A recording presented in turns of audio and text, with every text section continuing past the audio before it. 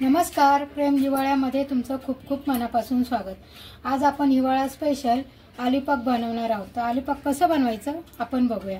आलूपाक बनवण्यासाठी मी इथं पाव किलो अद्रक घेतले, ते स्वच्छ 2-3 पाण्याने धुतले आणि सुक्या कपड्यांनी कॉटनच्या याला पुसून घेतले। आता अद्रक घेताना ना एकदम असे धाग्यावाले असे घ्यायचे नाहीत, मस्त छान असे जे नवीन अद्रक आले ना ते घ्यायचं। ठीक आहे। आता हे आलंय ना अद्रक, हे याची आपण साल काढून घेऊया। तर आपण याची साल अशी वरच्यावरच काढायची, जास्ती नाही काढायची। बघू शकता अशा पद्धतीने, अशा पद्धतीने ही साल काढून घ्यायची। खूप फटाफट निघते, जास्ती वेळ लागत नाही। आता या अशा पद्धतीने आपण हे सगळं ह्या अद्रकची साल काढून घ्यायची। एकदम सहज आणि पटकन निघते याची साल।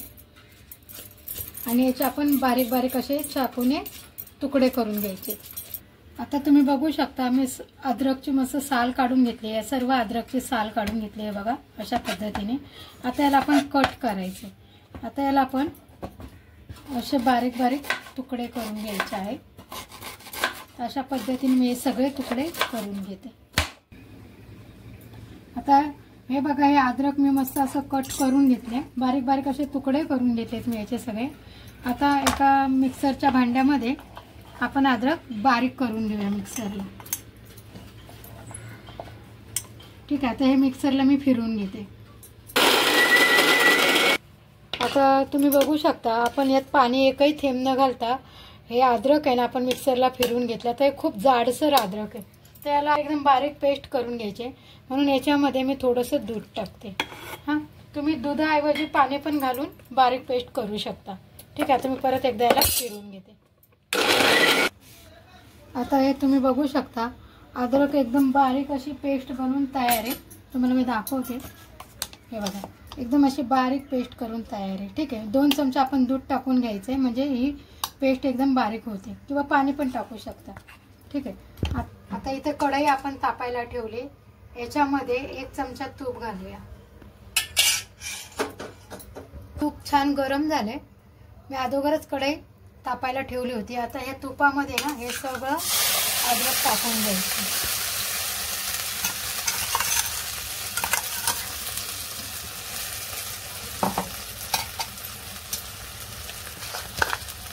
आता आपण सगळं अद्रक तुपावर ना छान असं परतून घ्यायचंय, आणि गॅस आहे ना हा स्लो करायचा आहे।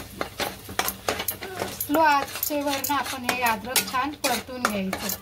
ठीक आहे। आता हे तुपावर आपण छान परतून झाले। आता याच्यामध्ये जर पाव किलो अद्रक आहे तर मी पाव किलो साखर टाकते, आणि साखर चांगली विरघळेपर्यंत आपण याच्यात अद्रकमध्ये मिक्स करून घ्यायचे। आता साखर टाकली ना की अद्रक असं पातळ याची एक ग्रेव्ही तयार होते। तर ती एकदम घटसर होईपर्यंत आपण ही साखर विरघळेपर्यंत हलवत राहायचे। छान साखर सगळी एकजीव झाली पाहिजे अद्रकमध्ये। अशी बघू शकता साखरेला पाणी सुटले। आता आपण सारखेच हलवत राहायचे, त्याला चांगला कडकपणा येईपर्यंत, म्हणजे घट्ट होईपर्यंत।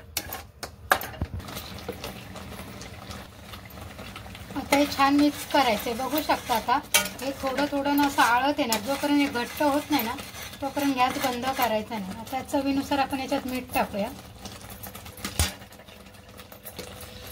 आणि वेलचीची पूड टाकूया। हे बघा वेलची अर्धा चमचा टाकते मी, आणि परत मिक्स करून घ्यायचं। त्याला चांगला असा घटसरपणा येत नाही ना तोपर्यंत आपण हे असं हलवत राहायचं, आणि एकदम स्लो आचेवर, गॅस एकदम स्लो ठेवायचा आहे। गॅसची आच एकदम स्लो ठेवायची, आणि हे सारखं असं हलवत राहायचं। त्याला एक घट्टपणा आला आणि हाताने ना असं चेक करायचं, बघायचं चिकटपणा आहे का असं। जोपर्यंत याला एक असं चिकटपणा येत नाही ना तोपर्यंत हे हलवतच राहायचं। आता बघू शकता मगाशी किती पातळ होतं, आणि आता याला मस्त असा दाटसरपणा आलाय, म्हणजे ते घट्ट व्हायला लागले। ठीक आहे। आता या आलूपाकाचे ना खूप सारे फायदे आहेत। आता थंडीचे दिवस आहे, आणि थंडीच्या दिवसामध्ये सगळ्यांना सर्दी, खोकला, घसादुखी असे सगळे आजार लागतात, किंवा सर्दी तर नेहमी होतच असते थंडीमध्ये। तर ही आलूपाकाची एक वडी आपण रोज सेवन केल्याने आपला खोकलाही कमी होतो आणि सर्दीसुद्धा कमी होते. ठीक आहे, अशा पद्धतीने तुम्ही रोज एक आलीपाक बनवा आणि रोज एक एक वडी चहा बरोबर घ्या किंवा अशीच घेतली तरी चालेल. तर अशा पद्धतीने आपला हा आलीपाक बघू शकता तुम्ही. तर मस्त असं घट्ट पण आलेला आहे. याला अजून थोडंसं घट्ट करायचं. आता तुम्ही बघू शकता मस्त असं घट्टसर झाले. आता आपण याला ना एकदा चेक करूया. असं थोडासा एक गोळा घ्यायचा याचा आणि बघू शकता तुम्ही असा छोटा घ्यायचा आलीपाकचा आणि असा हाताला सण होईल असा बघायचा आहे. आणि असा गोळा आहे असा आलीपाकचा आणि असा हाताला सण होईल असा बघायचा आहे आणि असा गोळा झाला पाहिजे. तर बघा याचा असा गोळा झाला. गरम आहे, एकदम हळूच काढून घ्यायचा नाही तर हात भाजू शकतो. हे बघा असा गोळा झाला, याचा अर्थ आपला आलीपाक बनवून तयार आहे. ठीक आहे, आता आपण सेट करूया. मी ना या भांड्याला असं मस्त तूप लावून घेतलंय ब्रशने आणि आता हे जे आलीपाक आपण करून घेतलंय ना याच्यामध्ये टाकायचंय. याच्यामध्ये या भांड्यामध्ये तुम्ही याच्यामध्ये ना कलर पण टाकू शकता.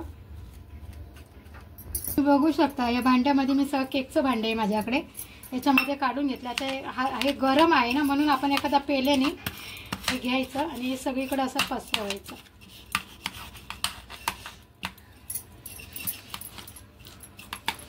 असं दाबून घ्यायचं खाली.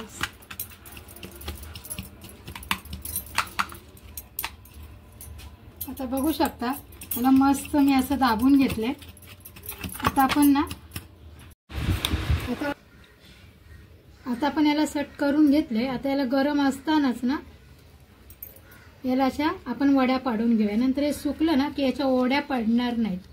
ठीक आहे, तर आता आपण याच्या आधी ओढ्या पाडून घेऊया.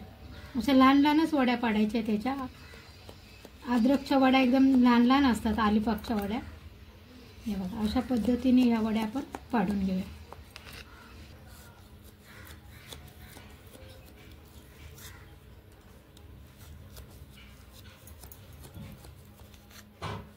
आता वड्या आपण पाडून झालेल्या आहेत. आता याला आपण 5-6 मिनिटं जरा सुकून देऊया आणि मग नंतर वड्या काढून घेऊ. आता 10 मिनिटं झालेले आहेत आणि आता आपण ह्या आलीपाकाच्या वड्या काढून घेऊया. थंड झाल्या थोड्याशा.